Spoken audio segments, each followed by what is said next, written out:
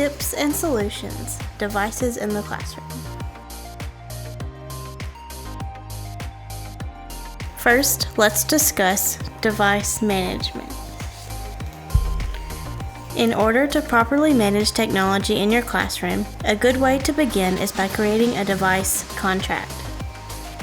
It's important that parents and families are part of the decision-making process when it comes to supporting and enforcing efforts to implement technology in your classroom. Teachers can create or use a template from the internet to co-write contracts with students so everyone has a clear understanding and agreement of what's expected and what the consequences are.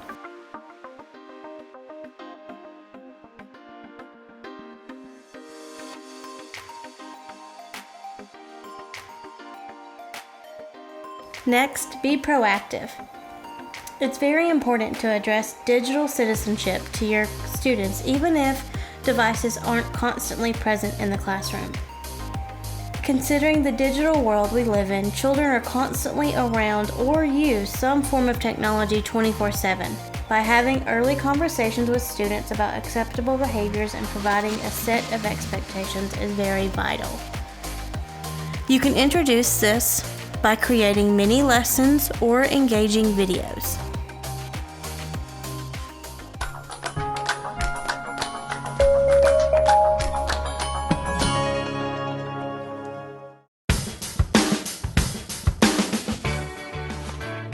It's a bird. It's a plane.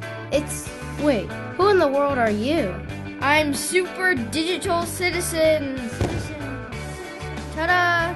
Super Digital Citizen? Are you from another planet? Nope. Can you fly? Apparently not. And why do we need you, Mr. Superhero? Think about it. Every day, kids post, share, play, create, explore, and learn all online. The digital world can be a sinister place. So I make sure that kids are safe, responsible, and respectful. I guess we do need superheroes like you. Yep, I'm all about helping us kids make good choices. That sounds like one tough day job.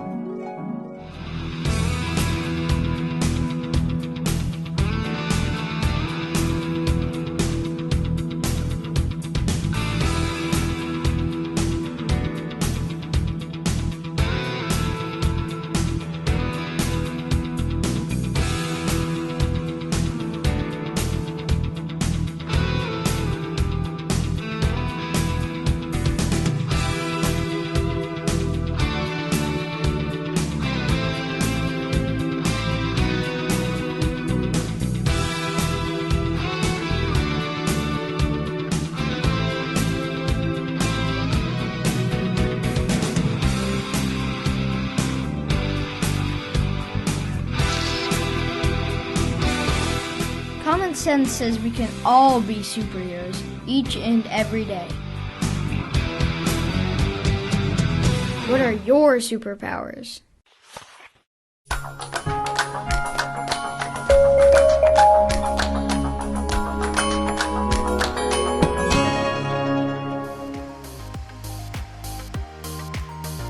So have you heard of one-on-one computing? Let's break it down.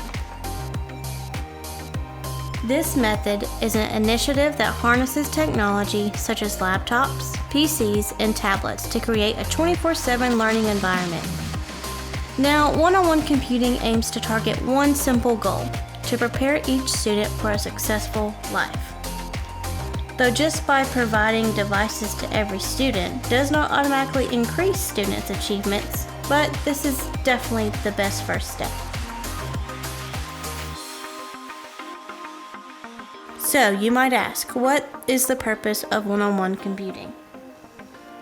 Well, it prepares students for the future. Students have access to devices they might otherwise not be able to use. It expands the learning environment beyond the classroom. It increases student engagement and collaboration, and it's easy to monitor your students around the room. Did you know that an average of 90% of students reported a level of greater motivation to learn with laptops and tablets? So let's jump into some best practices to use in your classroom. Sometimes When presented with technology in your classroom, it can be a little intimidating. As the world is rapidly evolving around technology, it's become more accessible to students, causing teaching methods to adapt. But don't worry, there's a variety of best practices to ease your mind when prepping for a lesson infused with technology. Classroom culture. You want to create a classroom culture that's supportive of technology use. If your students see that you're comfortable and confident in using your chosen technology, those feelings will most likely rub off on your students. So be excited about it, and your students will follow suit. Practice. Practice your lesson using the technology you'll need in class. Also, make sure you go through all your steps with your students that they'll need to complete on their platform of your choice to ensure everything runs smoothly. Communicate your objectives. Make sure you communicate your learning objectives to your entire class. This lets your students know exactly what they're doing and what you've assigned. When students know what the objectives are, they can focus on the lesson and are more likely to feel motivated to achieve these goals. Be flexible. Sometimes something can go wrong, and that's totally okay. Keep your cool and be willing to change your plan in case you run into any kind of issue. Try to keep an activity in your back pocket for emergency purposes. Also, encourage collaboration. To make teaching technology classes more interactive, have students work in pairs or small groups, even if it's a short multiple choice activity. This gives students the opportunity to work off each other and answer questions verbally.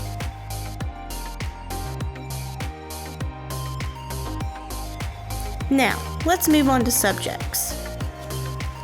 There's a wide variety of resources to choose from when implementing technology into your lessons, such as virtual field trips. Two great sources include Discovery Education and National Geographic. And the best part of these, no permission slip is required. Another great tool is TeacherTube. This is where teachers can share video, audio, documents, photos, and blogs. You can also use podcasts to listen to author interviews, lectures, and other curriculum-related topics.